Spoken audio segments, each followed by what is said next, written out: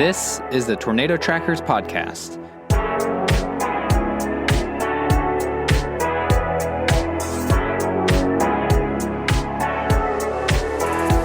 The Tornado Trackers are storm chasers Jeremy Heyman, Jeff Mangum, and me, Gabe Cox. Hey there, I'm Jeremy. I'm Gabe. I'm Jeff. And we are the Tornado Trackers. Thank you so much for joining us for our very first podcast episode. That is pretty epic. We are so stoked that you joined us wherever you are, whatever time it is, whatever year it is. We've been chasing for a while, almost 10 years together, chasing wild weather all over the country in every single different type of storm imaginable. And we're like, let's do a podcast together. Like, we talk enough as it is. Let's put it on tape. So, fellas, how are you feeling about our very first podcast? I'm excited. Looking forward to this, man. Yeah, ready to do this. All these conversations we've had leading up to this. It's time for them to get out of our heads and release to the world. I know we've been on a text thread for, almost 10 years together. The accumulated amount of communication we've had together, it only makes sense to release it into the wild. Yeah. It's really just an excuse for us to continue our conversation. That's true. 100%. Yeah. I recently got an Apple Watch. I'm like a late adopter, but I know the little buzz on my wrist means Gabe and Jeff are texting me without a doubt. So we love talking storms. That's all we talk about. We talk about forecasts, just from the most mundane forecast to the most exciting. We love chatting about it. And I'd imagine if you're tuning into this, you like to talk about weather too, or at least think about it. Maybe we're your first weather friends, which is rad. If that's the case, hello, welcome. We would love to be your weather friends. Gabe has a shirt that says introverted but willing to talk about, is it weather or is it storms? It's just storms. Weather. Storms. Storms specifically. And that has kind of ruined your introversion, right? Like people just walk up to you and... Yeah, it had the opposite effect that I thought it might. But no, actually, it has led to some really great storm stories from perfect strangers. I've had people tell me about seeing ball lightning go across their yard. I had someone tell me about some obscure tornado I'd never heard about, and they outran it in their car. So if you like storm stories, I'd recommend you buying the shirt. It just happens to be available on our store, tornadotrackers.org. Introverted but willing to talk about droughts. That's basically Texas. That's the next shirt, yeah. Colorado too. Yeah, that's absolutely right. Oh my gosh, the person who saw a ball lightning, did you say, yeah, you saw a demon, brother? That's what you saw. You the Ghostbusters. Man, have you guys read about ball lightning? That's one of the things that I remember reading as a kid that totally captivated me. Just like, I've heard other accounts of it. What is it? Give me a quick rundown. It's basically a ball of electricity that shoots through the air during a storm, like a localized electrical charge, but people have reported that it hovers and it has gone through people's windows and like hovered in their house. And then when it disappears, there's this explosion sound, which is the thunder, I'm assuming. Wow. I'm not in the house. It can come into your house and be actually thunder. My wife, one of her classmates, that happened. They claim that a ball of lightning during a thunderstorm came into their house. It hovered and it exploded and shot out sparks. And I think a couple of them got like lightly zapped, but their mom freaked out, had some PTSD issues, and she made them wear shoes so that they would have rubber on their feet anytime a storm came through. Whoa. Yeah, that sounds paranormal for sure. Seriously. How would you not know, even 100 years ago, you'd be instantly like, oh, we're being possessed. Yeah. And a very, very angry one. I'm going to get this person on the show so she can share her story. That's a future episode, everybody. Heck yeah. Heck yeah. Well, this week, we just want to introduce ourselves to y'all as Jeremy, Gabe, and Jeff, and share a little bit about our histories. And in particular, we're not going to give you our full biographies, but yeah, we thought we'd kind of just intro ourselves with a little bit of our storm bio. And so, we'll each share, but Gabe would love to hear what is like the one weather event that like flipped a switch in your brain and made you be like, yeah, I'm obsessed with this now. I want to spend a good deal of my adult life kind of chasing and pursuing these sorts of things. So kick us off, man. What's the telltale? Yeah, so I never really had one event that made me love the sky. I just, as far back as I can remember, was obsessed with watching storms. As a kid, I'd get my siblings to help me turn the couch around to face the window every time a storm came by. And I'd sit and watch it like a movie. My parents have a picture of me at, I think I was probably about 3 years old, and I had fallen asleep watching the clouds outside. Like, just totally obsessed with weather since an early age. Dreamer. Pure dreamer. A dreamer, yeah. But, man, the clouds, the sky, especially storms, just completely captivated me. And it wasn't until 5th grade when National Geographic released a documentary called Cyclones, and they highlighted storm chasers in their documentary. That was the very first time I realized that people could get paid to chase tornadoes. Do you remember what year that was? That was in 1995. Okay, was the cover of that was a VHS cassette tape? I don't know what to call it anymore. It was a Blu-ray. Is the cover of it this white funnel with a lightning strike next to it? Yes. Yeah, it's stuck in my brain. Phenomenal photo. Yeah. I think that's actually a waterspout in that photo. It looks like that. Yeah, it looks like a... But yeah, that was the first time I realized, oh my goodness, people get paid to go out and see this stuff. And so in 5th grade, that was when I determined this is what I'm going to do with my life. And I worked towards that goal until my senior year. And I applied to the University of Oklahoma and Linden State College in Vermont was my backup. Both outstanding schools for meteorology, but I realized that I was terrible at math. Partly I'm finding out it's because I was dyslexic, so numbers just got jumbled up in my head anyway. But I got rejected by both schools and was kind of like, oh man, that's a dream crush. Like, how am I going to make my way to the storm chasing field without meteorology? And there's no way I can teach myself this very complicated science. So I kind of gave it up and started pursuing my other passion, which was film and photography. So fast forward to 2009, and I'm living in Jacksonville, Florida, and I was working my first film job. I was working for a small independent film competition, and we were packing gear that day, getting ready to go out to film some behind the scenes of other movie sets.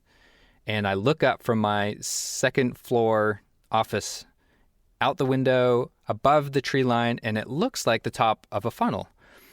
And at the time, I didn't own a car, so I hopped on my bicycle and I biked towards this funnel. And when I came around the bend and was standing on the edge of the river that runs through Jacksonville, there was this massive waterspout about a quarter to a half mile away from me, just churning the water right in front of me. And my jaw dropped. I hadn't seen anything like it, not even close to a funnel up until that moment. And here was this massive waterspout right in front of me. So I sat and watched it until it dissipated as it was moving generally towards me. And once that dissipated, I biked back towards the office. Can I interrupt and just emphasize you biked back?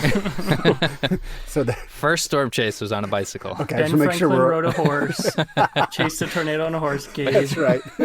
rode a bike. So I get back to the office and I see all of my coworkers outside staring up, and sure enough, there's a second funnel forming almost directly above our office. So I ran inside and I got the camera gear that I had just been packing, and I bring it outside, and lo and behold, the second funnel touches down on the river and then moves on shore and then starts moving directly towards our office building. So we all run inside, but there were no closets. It was an older building, so it had like that thin antique type glass to the windows. And I thought, you know what? If we get hit, everything's going to blow in anyway. So I hung out the window. I was like, I got to see this.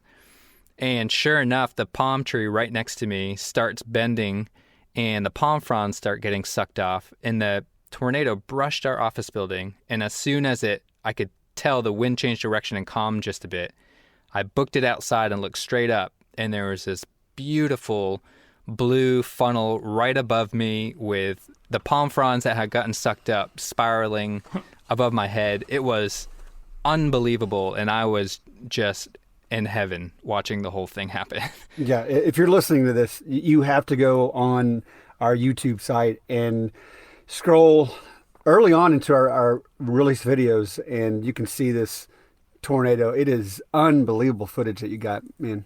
I did a lot of things wrong that day. I will say that and as a little disclaimer. Don't do that if there's a tornado hitting your office building. But that was the day that sealed it for me. I thought, there's no way I cannot go and chase these things. Like, that's the most unbelievable thing I ever saw, and that was an EF0. It's like, I got to see more. And then ended up in Austin, Texas years later. I met Jeff and Jeremy, and we all found out we like tornadoes and storms. We said, let's just do this thing. Let's start storm chasing. And we made a lot of mistakes then, too. A couple. For years, and still do. A lot. Recurring. Yeah. Yeah, that's so, like, such a amazing sort of, like, stroke of destiny in some ways, Gabe. I feel like that the tornado on the box of cyclones was probably a waterspout, right? Like, yeah. And then that was the first. And I think taken in Florida, if I remember right. Wow. Yeah. That's crazy. I never even Like, connected that. I love that. It was meant to be. I got to take a minute to process this. Gabe is weeping right now. It's such a good story, and it's incredible that we have footage that you captured footage of it. Like, And so to wrap up the meteorology thing, so I still haven't taken any meteorology classes. I've been self-taught, the basics of severe weather forecasting, learning a lot every year. But now I have positioned myself as a storm journalist, and so capturing the story of the sky and, everything from cumulus clouds to tornadoes to hurricanes to the aftermath, and just capturing the whole story. And that's been my intro into the world of storm chasing. yeah. And I mean, I'm biased, but Gabe is one of our country's best storm journalists, without a doubt. Like, Agreed. Gabe's eye for shots has always been impeccable. You just have a true artist's eye. Like, Now I'm crying. You got the approval you finally have been looking for. Yeah, I mean, that's the best. I love Usually when I sure. get footage, and if I don't like it, I'm usually like, hey, Gabe, is there any way you can make this look good? Because I don't like it, all my footage. Can you make it look really good? And he does. I shoot it and then lose the raw footage. That one stings. Oh gosh, that comes into my head about once a week. Like those, you get hit with a shame spike out of nowhere. You're just like doing the dishes or whatever, and Wake up in the middle of the night, cold sweats. good times. Yeah. We'll fill everyone in on that later. Yeah. Let's not bring this episode That's a down. further episode. Yeah. A fun cliffhanger. My pain. So Jeff Mangum hit us up with the genesis of Jeff as a weather nut. Yeah, I always kind of like peculiar things. Like, I played sports. I mean, I did normal stuff, I guess, as a kid. But I always had this obsession with the skies, just like Gabe was describing. And it was in May of 1987. I was about to be 11 years old, and I remember there was this news documentary that came on. I think it was 2020. Is that still a thing? 2020 news. I think so. Yeah. And it had this 1 hour long segment on a tornado that had hit a week before in Saragossa, Texas. And to this point, I don't think I'd ever stopped and looked at footage or seen footage. I knew about tornadoes to some degree because I was almost 11, so you heard about it in science class or something. But I remember a picture of a tornado that they showed on there, and then the stories that were being told, and I was completely mesmerized. I mean, I think it's because, and we talk a lot about this, and we will talk a lot more about this in future episodes, but tornadoes and storms have like this opposite reality to some degree. They're beautiful and they're marvelous, and there's a reason why people who have nothing to do with weather love to watch videos of storm chasers and of storms and tornadoes, because they're mesmerizing, and I think we've always thought that.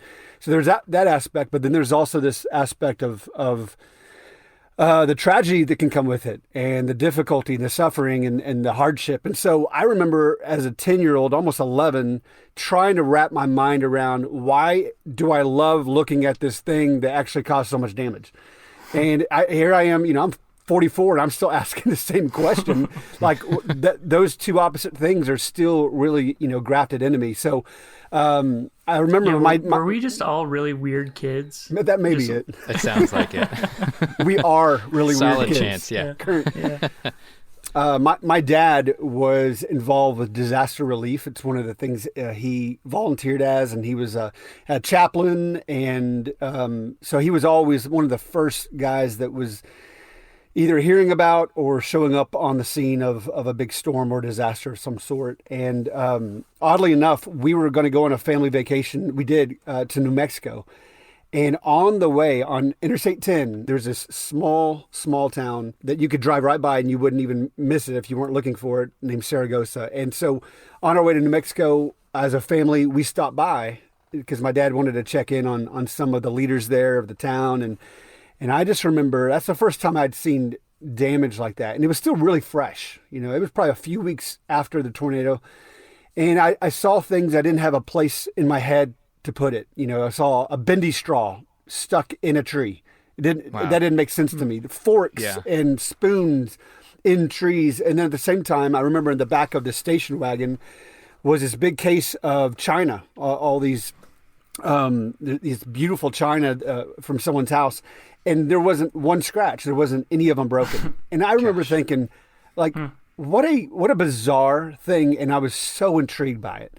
I think one of the stories that comes out of that still just intrigues me, which actually is a strange way, like a blessing in the midst of all of it, was there was a preschool graduation, and there were about 100, and I forgot how many people, a little over 100 people in the one building in town that had bricks around it, and it was a legitimate building. The rest of the buildings were homes that were kind of a shotgun shacks, if you know, like those little 15 feet wide kind of homes that are so small and could get swept away so easily.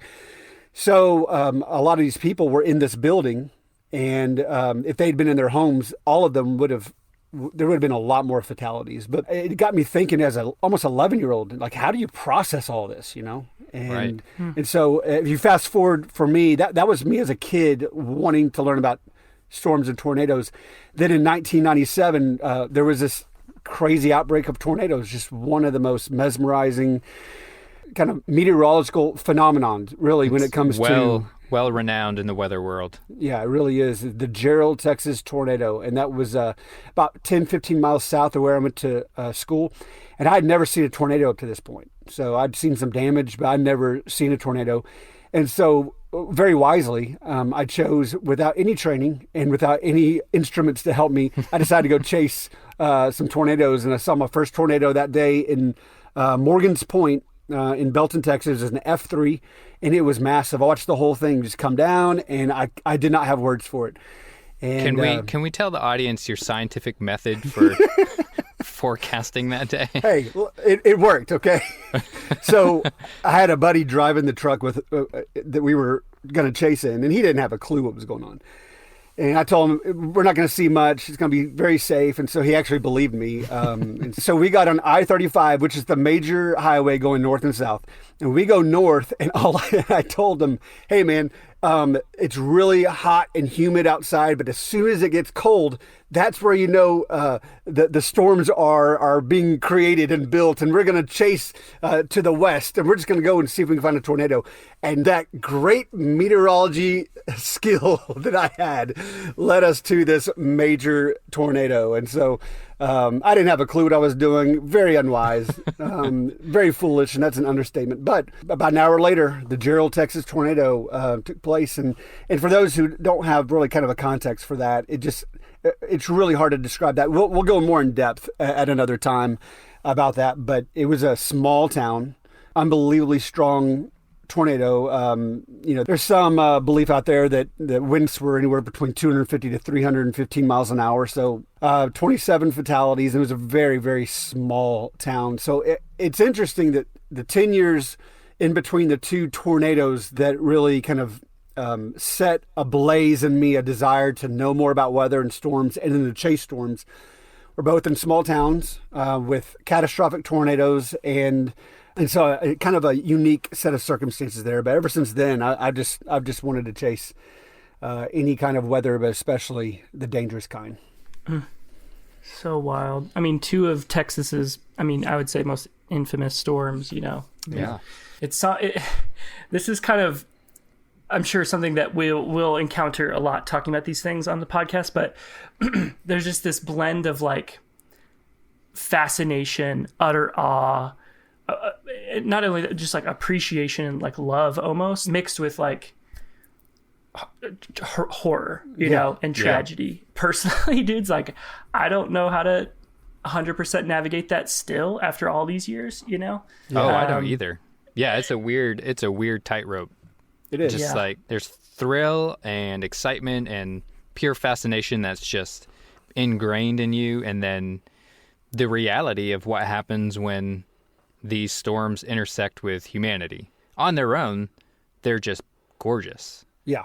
That's what storm chasers always say. It's like, well, we hope that these storms stay out in open fields, which is the majority of the time, but it's just inevitable that a town and a tornado intersect, and it's a weird. We get asked this question quite a bit from folks, just about what is your primary reason you're chasing, and why would you do that if it causes so much catastrophic damage? And so it really is that interesting and very thin tightrope. 100%. And I think the three of us want this to be a place where we can be honest about those tensions and those difficulties and challenges.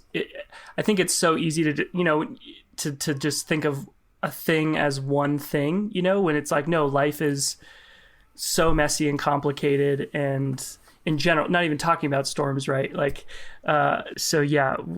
thanks, Jeff, for sharing. And, I'm sure we'll touch on so many of those things again in the future, because you witnessed some momentous things. Okay, sweet. Well, I'll take it from here. I'll just share my story now to bring us on home. I grew up in Nebraska, the landlocked capital of the United States, and it is smack dab in Tornado Alley. Well, the current Tornado Alley, I guess we could talk about in the future, is Tornado Alley moving? Is it shifting? There's some arguments, I think, possibly to that effect. Yeah. And so growing up there, you are in school and you have tornado drills, and every week the sirens go off. Wednesday, I think when I was a kid, it was like Wednesday at 10:30. And it's just like a haunting sound. It's a crazy thing. Obviously it sounds that way to catch your attention, but as a little kid, it's like deeply impactful. And I was in particular a pretty sensitive, scared little kid, kind of scared of everything. And so like these things freaked me the heck out. And I think looking back on it and processing it and, going to therapy, I probably wouldn't have been as scared. Of it if I had somebody who could just like sit me down and like tell me the science about it or whatever, or I don't know. I probably would have still been scared, but so the storm that kind of made me who I am as a storm chaser happened when I was in high school. So okay, I'm getting a little bit older, maybe getting a little bit more confident. I was still pretty anxious as a high schooler, but you start to drive and you can you get some freedom and feel a little like, okay, I've got some like agency in this world. And it was 2004, so I was like 17, And I had some friends who lived south. I grew up in Lincoln, so far southeast Nebraska. It's the capital. But I had some friends who lived even south of town. And Nebraska is like a lot of nothing and a couple decent sized towns. And so we were south of Lincoln hanging out. It was May, so getting near the end of the school year. We're just chilling with some friends, and it was like crazy out. Like it was one of those days that you were just like, I didn't know at the time, like what made the ingredients of a weather forecast or a severe storm forecast. But like, if I would have gone back, like in hindsight, I would have been like, okay, the Cape is really intense right now. I can just tell it's like the air is thick. There's a lot of energy in the air, just like kind of crackling lightning kind of all day as like storms kind of rolled through. And yeah, when you grow up in that environment, you just kind of know, you're like, okay, it's May. I live in Lincoln, Nebraska. Stuff's about to go down probably. And so we are like, we might as well just like get back to town. And just to be safe. I don't know if that was like an intentional thought. Like, I don't think we were that responsible, but maybe it was just like a gut feeling. You sound more responsible in high school than Gabe and I did in our adult life, Jason. Yeah. So, yeah. Again, scared, anxious, nervous kid. Like, I never got in trouble. I was a big old nerd. But this storm kind of like changed all that for me, I think, because it like touched my life, it like had an impact on my life for the first time. And this was the 2004 Hallam, Nebraska tornado. And this was an F4. At the time, it was the widest tornado on record. Like, not a lot of like record-breaking things or infamous things or famous things come out of Nebraska. So when like something like this happens, we were just like, whoa, that's momentous. That was over 2 miles wide, yeah. Right? 2 point, Yep. I can't remember. Yep. Exactly what 2 miles wide, roughly 200 mile an hour winds. Just, I mean, a true like nightmare beast, an unbelievable thing. Like you can't comprehend something like the brain doesn't have enough RAM or something in it, to process the pixels on that sort of thing. And, so it tore through several communities in far southeastern Nebraska, named after the town of Hallam, Nebraska in particular, but it went through several different towns. One fatality, several dozen injuries, and it hit a high school as well. Nobody was there. It was on the weekend, thankfully. But I had friends who went to that high school, and I had driven by that high school plenty and before the tornado had hit it. And so, I'm a high schooler. I don't think a ton outside of my own sphere of life.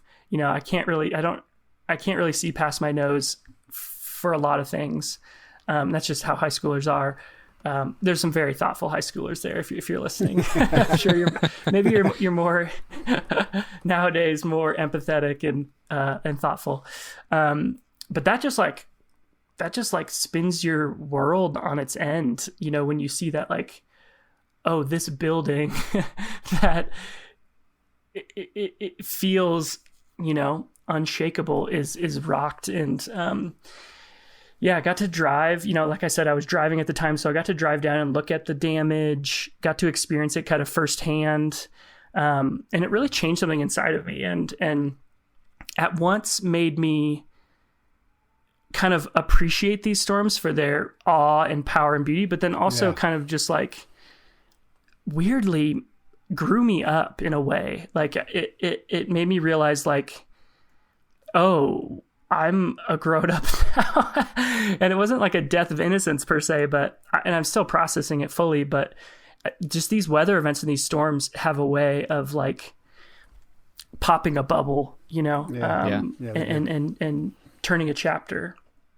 And so that was the one for me. And, I remember the year after that, 2005, that was like the crazy hurricane season. I remember I was acutely aware of that hurricane season. And I wonder if it was because of this event. Like, I was just much more aware of weather, much more aware of like the world and the big things in the world. But that's kind of where the ball started rolling for me, in particular. So And then the first time I ever chased was not until, years and years later when I chased with these guys for the first time out of Central Texas up into southern Oklahoma in 2013. Gabe, what was the exact date? I know you have it, or Jeff, you have it. It was in April 17th, I believe. Okay. Yeah. And then maybe April 22nd. Who can really know? Yeah. April. It was in April. It was years and years later. Yeah. Yeah. Crazy day. That was a pretty epic day. Do you remember the forecast for that day? I don't remember the forecast. I know we were confident enough to go up that day because the Storm Prediction Center had issued some sort of tornado outlook. But we didn't know anything when we went up. We had a whiteboarding session, I think the day before, where we were diagramming supercells and where we need to be on the supercell while we were chasing for best views and where not to go. But man, extremely basic knowledge to go and just sit under this monstrous supercell. And I remember that storm was probably the blackest storm I had ever seen. The sky just looked evil that day. It did. But it was really fun. I also remember that was our first introduction to chaser convergence, which will be a topic in the future. Oh, yes. But remember, I think it was one of the first real juicy storm days that was happening that season. And so everyone and their moms were out. I mean, there were so many cars and getting stuck in mud and everything. I think that was the first time that we chased together. It was also the first time we saw chaser convergence. Yeah, and for people listening who don't know what that is, chaser convergence is essentially a storm chasing traffic jam where everyone who's out, including the locals who just want to see the storm, and whoever else, just ends up clogging the roads, and it's a literal traffic jam. And you have people in Priuses driving on muddy roads, slowing all the other chasers down. God bless them. Yeah, I distinctly remember, I think it was a little silver Prius in deep, wet Oklahoma red mud. Yes. Mud. Yes. If you are not from the central U.S., the mud out here it's clay. Yeah. And it is like ice. I grew up in Maine, and I would drive through the snow any day before I drive on a muddy road in Oklahoma. Yes. It is a mess. And if you have a Prius, we love you. Look, we love you. We're so thankful for what you're doing for the environment and what you're doing with having a Prius. But don't chase in a Prius. Just don't chase in a Prius. Yeah, the mud consumes all vehicles, big or small, and we should have an episode on all of the Jeff, you and Gabe have had crazy vehicle stories. Oh my gosh. Some I'd like to forget. Oh my gosh, we do have a lot. Yeah, we'll share those for sure. Yeah. Well, fellas, thank you so much for your stories. I still find them amazing and crazy, and just, I don't know. I remember us sitting around at work one day sharing storm stories and connecting for the first time, and I'm just so like, oh yeah, these dudes are the best. And I hope everyone out there listening has some friend or acquaintance who they can chat storms with. If you don't, we're your spot. We're going to be your place where, we'll be your friends in your ears, to talk weather and talk storms and talk storm chasing. So that's who we want to be. That's what we hope this podcast is. And we're so glad that you decided to join us. Tell your friends about us. Tell your neighbors, your relatives, pass the word along that there's three friends making a storm chasing podcast. I'm Jeremy Heyman. I've been joined by Gabe Cox and Jeff Mangum. Check us out all over the web. We've got a decent presence there. We're at tornadotrackers.org is our main home base. YouTube.com/tornadotrackers. Twitter.com/tornado trackers and Instagram.com/tornado trackers. Follow us there. You can find our podcast everywhere that podcasts are made. So thanks so much for joining us. We hope to get an episode out every couple weeks or so. But yeah, follow us on social media. We hopefully can hook you up with some more weather knowledge. And we will see you next time. This is the Tornado Trackers podcast. See ya.